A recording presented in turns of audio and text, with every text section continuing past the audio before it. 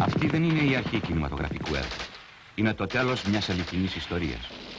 Είναι σκηνές από μια πραγματική μάχη που έγινε μπροστά στους κινηματογραφικούς φακούς και τα μάτια των αντιπροσώπων του διεθνούς τύπου και τηλεοράσεως μια Κυριακή του Μάρτη το 1957 στην Κύπρο.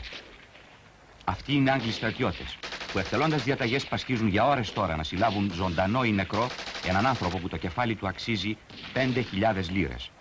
Έναν άνθρωπο που κυκλωμένος από παντού μέσα σε μια τρύπα πολεμά, σκοτώνει για να μην τον σκοτώσουν, λαβώνει και λαβώνεται. Είναι έφεδρος αξιωματικός του ελληνικού στρατού και υπαρχηγός Εθνικής Οργάνωσης Κυπρίων Αγωνιστών και ονομάζεται Γρηγόρης Αυξεντίου. Αφού τα έβαλε με τους πολλούς και αναμετρήθηκε με το ατσάλι, τον δυναμίτη και τη φωτιά, νικήθηκε. Όμως δεν παραδόθηκε παρά στο θάνατο ολοκαύτωμα. Ετούτοι είναι οι αναμφισβήτητοι νικητές στο πεδίο της μάχης και επιστρέφουν στη βάση τους. Όμως υπήρξε και συνέχεια.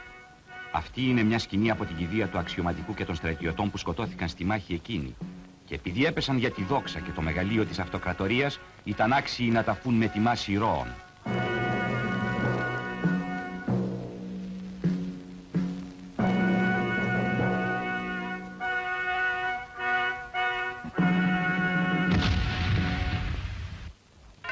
Και αυτές είναι σκηνές από την κηδεία του άλλου νεκρού, στη γενέτειρά του. Την κηδεία όμως που δεν έγινε ποτέ.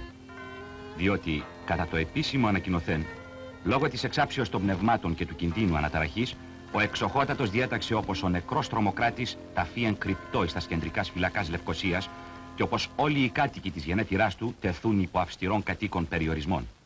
Ταυτόχρονα, η ραδιοφωνική υπηρεσία της απικίας, που αντιπρόσωπός της παρακολούθησε και ηχογράφησε μάλιστα τη μάχη, μετέδιδε ότι ο Αυξεντίου προτίμησε αντάξιον της δειλίας και της ανανδρείας του θάνατον. Όμως οι τίτλοι και οι περιγραφές των αγγλικών εφημερίδων έδιναν μια εντελώς διαφορετική εκδοχή.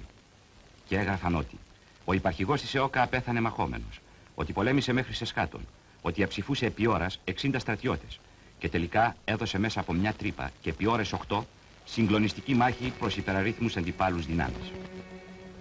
Η μπαλάντα για τον Γρηγόρη Αυξεντίου, που γράψε ένας Άγγλος ποιητής, ήταν ο πρώτος ύμνος προς τον ήρωα. Και όπως τόλμησε να αναφέρει η εφημερίδα που τη δημοσίευσε, το ποίημα εξέφραζε τα πραγματικά συναισθήματα του ευγενούς και φιλελευθέρου βρετανικού έθνους σε αντίθεση προς μια στήρα, κοντόφθαλμη απικιακή πολιτική των συντηρητικών μεγιστάνων που κυβερνούσαν τη χώρα. Και όταν τα αδέλφη θα μιλά στα αδέλφη και οι γονείς στο γιο, στην κόρη, στου λαού σου τη μνήμη αιώνια θε να ζεις πια Λεβέντη Γρηγόρη.